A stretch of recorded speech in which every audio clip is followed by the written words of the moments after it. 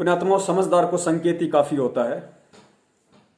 और अब समय तो है नहीं इतना, क्योंकि बहुत जल्दी हो सकता है परमेश्वर दया भी कर दे, क्योंकि जीव की एक लिमिट है, जीव की एक सीमा होती है। परमात्मा को भी पता है कि भाई मेरे बच्चे कितना क्या सहन कर सकते हैं, कितना क्या उनमें धैर्य है। हो सकता है परमेश्वर दया भी कर दें, कोई बड़ी बात नहीं। बहुत जल्दी वैश्विक परिस्थितियां भी बदल जाएं अगर परमेश्वर चाहें तो। लेकिन बात वही है कि बदलेंगे तभी जब परमात्मा का बच्चा बच्चा ज्ञान आधार को अपनाएगा, इस ज्ञान को आधार बना के भक्ति मार्ग पे चलेगा, तभी परमेश्वर कुछ चेंज कर सकते हैं, कुछ बदल सकते हैं। परमेश्वर ने तो अपना काम करना ही है, इसमें कोई दो राय नहीं है। लेकिन पुण्यात्माओं, समय रहते यदि हम जाग गए तो हम परमेश्वर के दिल में एक जगह बना लेंगे। परमेश्वर जल्दी खुश हो जाएगा, क्योंकि कहते हैं भगत के वश में है भगवान। तो दास का निवेदन है कि जितनी भी बातें परमात्मा ने मुझ दास को निमित्त बना के ये संदेशा दिलवाया है, पुण्यात्माओं, इन पे अमल करना, इन पे गौर करना। और बहुत गुलामी कर ली हम लोगों ने, हमारे पूर्वजों ने इन धर्म के ठेकेदारों से। अब और ज्यादा गुलामी हम ना करें। परमेश्वर ने आके हमें अपना विधान बताया, अपना ज्ञान दे दिया। इस ज्ञान से हमें परमात्मा ने हर तरीके से परिपूर्ण कर दिया। हम हर स्थिति परिस्थिति को समझ के निर्णय कर सकते हैं कि क्या हित में है, क्या अहित में है, क्या हमारे लिए सही है, क्या हमारे लिए गलत है। पुण्यात्माओं, अब आप लोगों को जागरूक होना पड़ेगा। आप प्रत्येक भाई बहन को अपनी जिम्मेदारी को उठाना पड़ेगा। अपने गुरु के प्रति, अपने सतगुरु के प्रति आपका जो फर्ज है, जो कर्तव्य है, जो दायित्व है, उसको निभाना पड़ेगा।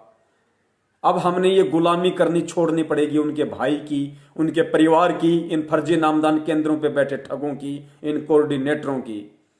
अब हमने परमेश्वर को परमेश्वर समझ के, सतगुरु को परमात्मा मान के, उनको अंतर्यामी मान के कि मोको कहां ढूंढे रे बंदे, मैं तो तेरे पास में। और हम रोज संध्या आरती करते हैं। परमेश्वर कहते हैं कि मोक कि घट ही में गंगा, घट ही में गंगा, घट ही में है जगदीश। जगदीश कौन? सतगुरु रामपाल जी महाराज, कबीर परमेश्वर, जगत ईश, जगत का भगवान। तो जब वो हमारे घट में है, हमारे घर में है, और कहते मोकू कहां ढूंढे रे बंदे, मैं तो तेरे पास में, तो क्यों हम इस हार की तारीखों पे जा जाके धक्के खाएं? 10 गालियां प्रशासन से खुद खाएं, 10 गालियां जनता से गुरुजी को दिलवाएं, और वहां पे जहां पे पशु पेशाब करते हैं वहां बैठ के खाना खा के अपने घर पे आ जाएं। कोई इनके आश्रम में रुक जाए तो सुबह 100-200 का दान करके आए। क्यों? पुण्यात्माओं, जब तक हम ये विश्वास नहीं करेंगे कि मेरा गुरु परमात्मा है, मेरा गुरु समर्थ है, और समर्थ कबीर को दुनिया की कोई भी जेल उन 4 दीवारियों में कैद करके नहीं रख सकती, तब तक पुण्यात्माओं हम अपने घर पे बैठ के भक्ति करें। परमेश्वर को परमेश्वर मान के, अपने घर में विराजमान मान के। परमेश्वर कोई पशु नहीं है जिसको नामदान केंद्र वालों ने बांध के रखा हुआ है। परमेश्वर कण कण में है, हर जगह है, वो अंतर्यामी है, सबकी पुकार सुनता है। अगर प्रार्थना करनी है तो इन ठगों के नंबरों पे मत करो, इन ठगों से ज्योति पाठ का आदेश लेके लुटो मत। ज्योति पाठ का करना है तो घर पे संकल्प करो कि हे परमात्मा, आपका दास आपके चरणों में ज्योति का संकल्प करता है या पाठ का संकल्प करता है। परमेश्वर, आप इसको स्वीकार करने की दया करो। परमात्मा, हमारे सर्व विघ्नों का निवारण करो। और परमेश्वर, जिस दिन आप जेल से बाहर आ जाएंगे परमात्मा, उस दिन ये पाठ का या ज्योति का पैसा दास आपके कर कमलों में समर्पित करेगा। तो पुण्यात्माओं, साधु भूखा भाव का, धन का भूखा नाई। उसी समय परमात्मा आपका संकल्प स्वीकार कर लेगा, आपका पाठ स्वीकार कर लेगा। पाठ के पैसे भी अलग से निकालने की जरूरत नहीं, ज्योति का पैसा भी अलग से निकालने की जरूरत नहीं। जब गुरुदेव आए, अपना लिख के रखो और गुरुदेव के हाथों में दे दो, किस्तों में दे दो, कैसे भी दे दो परमेश्वर को। तो साधु भूखा भाव का, धन का भूखा नाई। और परमात्मा को अपने घर पे विराजमान मान के कि परमेश्वर मेरे घर में है भाई, मैंने मालिक का मेरे घर में दरबार लगा रखा है, मेरे घर को मैंने मंदिर बना रखा है। मैं जिस परमेश्वर के आगे बैठ के नित्य नियम करता हूं, सत्संग चलते हैं जिस दरबार में, मंत्र होते हैं जहां, खड़ी देसी घी की ज्योत जलती है, तो पुण्यात्माओं, हमें विश्वास होना चाहिए कि परमात्मा घर में प्रकट है। अगर आपको विश्वास है कि परमात्मा तो नामदान केंद्रों पे है, परमात्मा तो इसार जेल में है। तो पुण्यात्माओं ये समझ लेना, जब तक आप परमात्मा को नामदान केंद्रों पे देखते हैं या इसार में देखते हैं, तब तक ये समझ लेना कि आप अपने घर पे दीवार के सामने ज्योत बत्ती कर रहे हैं, आप दीवार के सामने बैठ के नित्य नियम कर रहे हैं, आप दीवार के सामने बैठ के सत्संग सुन रहे हैं। आप अपने परमेश्वर को साक्षात अपने घर में नहीं मान रहे। तो जब तक हमें इतना विश्वास नहीं होगा तो हमें यह विश्वास कभी नहीं हो पाएगा कि मेरा गुरु स्वयं कबीर है। और जब तक ये दृढ़ यकीन नहीं होगा कि मेरा गुरु ही कबीर है, तब तक तो गुरु जी कहते हैं चाहे कोई भी नाम ले लो, कोई सा भी नाम ले लो, आपकी भक्ति शुरू भी नहीं हुई। ये इस भक्ति मार्ग का रूल है।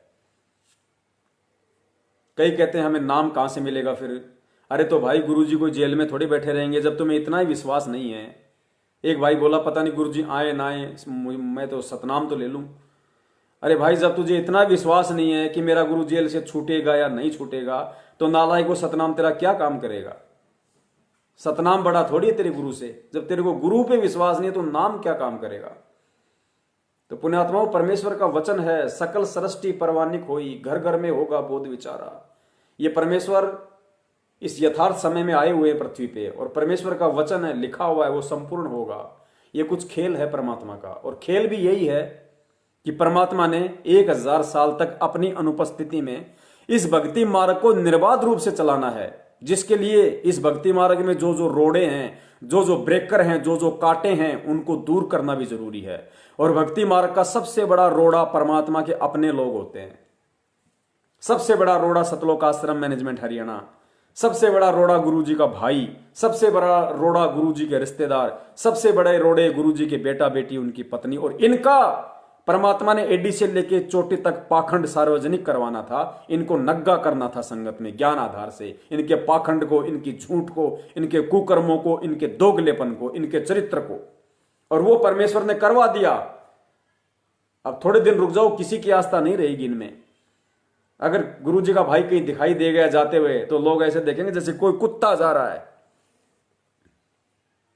गुरुजी की बेटी कहीं जा रही हो, कोई कह दे रहे गुरुजी की बेटी, अरे छोड़ना यार, गुरुजी की कहीं की बेटी, कौन है गुरुजी की बेटी। गुरुजी ने कह रखा भैया मेरा असली बेटा बेटी वो है जो मर्यादा में रह के ज्ञान को आधार बना के मेरी भक्ति करता है, वो मेरा असली बेटा बेटी है। और गुरुजी का कोई बेटा बेटी नहीं है।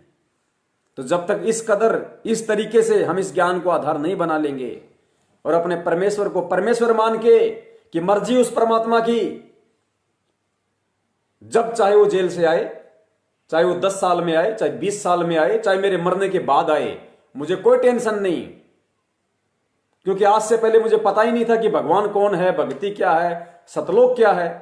अरे जब उस परमात्मा ने खुद मेरा हाथ पकड़ के अपनी शरण में लिया, मुझे इतना ज्ञान दिया, मुझे जानकारी दी, तो आगे का काम भी तो परमात्मा का है। वो भी तो परमात्मा ने फिक्स कर रखा है कि कब इसको सतनाम दूंगा, कब इसको सारनाम दूंगा, इसको इसी जन्म में पार करूंगा, अगले जन्म में पार करूंगा, या 10 जन्म बाद पार करूंगा, या अगले युग में पार करूंगा।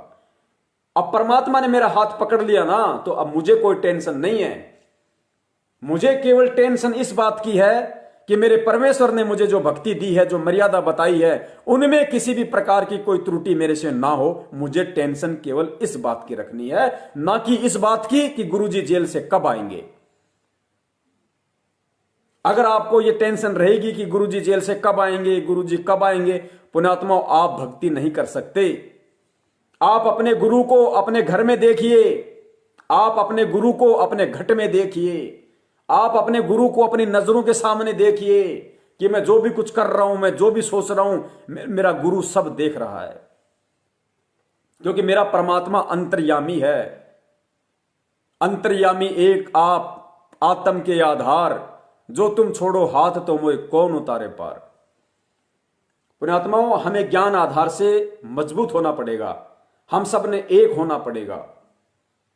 बहुत सारे भगत भाई कहते हैं पवन भगत जी हम यहां से 100 भगत हैं, हम यहां से 150 भगत हैं, हम यहां से 20 भगत हैं, हम आपके साथ में हैं भगत जी, आप जब चाहोगे हम वहां आ जाएंगे। और इन काल एजेंटों का ऐसे ही पाखंड पर्दाफाश करते रहो। संगत आपके साथ में हो गई है भगत जी, परमात्मा के बच्चे जागने लग गए, अब बहुत हो गया इनका पाखंड।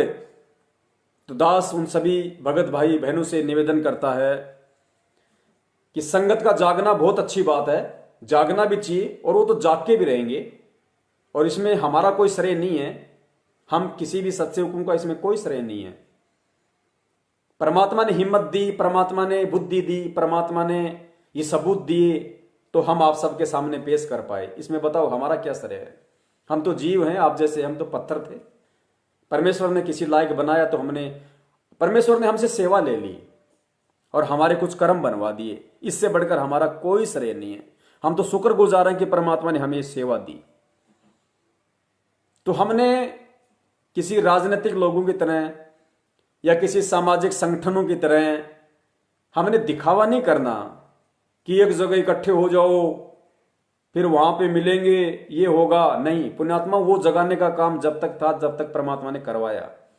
परमात्मा ने दास को निमित्त बनाया, मेरठ में करवाया। वो जितना जरूरी था परमात्मा ने करवाया, लेकिन अब जरूरी नहीं है। अब हमने सबने सबसे पहले अपने गुरु को परमात्मा के रूप में स्वीकार करना है। उसके बाद हमने निश्चित होकर परमेश्वर की भक्ति पे लगे रहना है, अपना काम धंधा करना है। किसी भी कुपात्र को जब तक गुरुजी जेल से नहीं आ जाते हैं, चाहे अमेरिका का राष्ट्रपति आपसे गुरुजी के नाम पे 2 रुपया मांगे तो एक चवन्नी भी नहीं देनी है, जब तक हम इतने दृढ़ ना हो जाएं। किसी के यहां ज्योति पाठ का पैसा नहीं देना। ज्योति अपने घर पे संकल्प करो, पाठ का संकल्प अपने घर पे करो। किसी भी नालायक के कहने से इशार तारीखों पे कहीं नहीं जाना।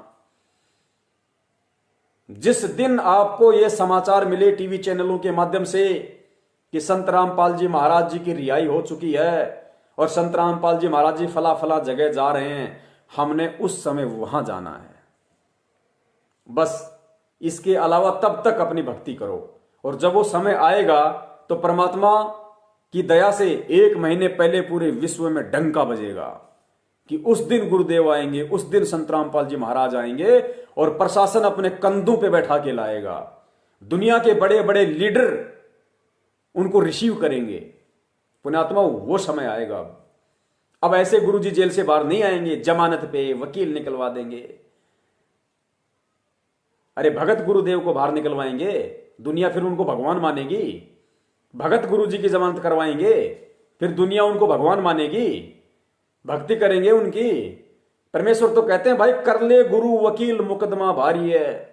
भाई कर ले गुरु वकील मुकदमा भारी है। गुरुदेव खुद कहते हैं कि नालायक, गुरु को अपना वकील बना, धर्मराज के दरबार में तेरा मुकदमा बहुत भारी है, बहुत भयंकर केस लगे हुए हैं तेरे ऊपर अनेकों जन्मों के पाप कर्मों के। उन मुकदमों से तुझे केवल गुरु ही छुड़वा सकता है। अरे जो गुरु हमें धर्मराज के दरबार से छुड़वाएगा, वकालत करके, हमारा वकील बन के, हम उस गुरु की जमानत करवाएंगे? यहां पुण्यात्मा, डूब के मरने की बात है। शर्म करो। जो लोग उनकी जमानत के नाम पे भक्तों से पैसा खा रहे हैं, पैसा हड़प रहे हैं, लोगों से फार्म भरवा रहे हैं कि हम उनकी जेल यात्रा की वापसी करवाएंगे, सतगुरु रामपाल जी की जेल यात्रा की वापसी की तैयारी कर रहे हैं।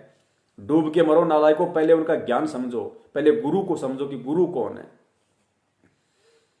तो पुण्यात्माओं, देश के बड़े बड़े लीडर परमेश्वर को रिसीव करेंगे।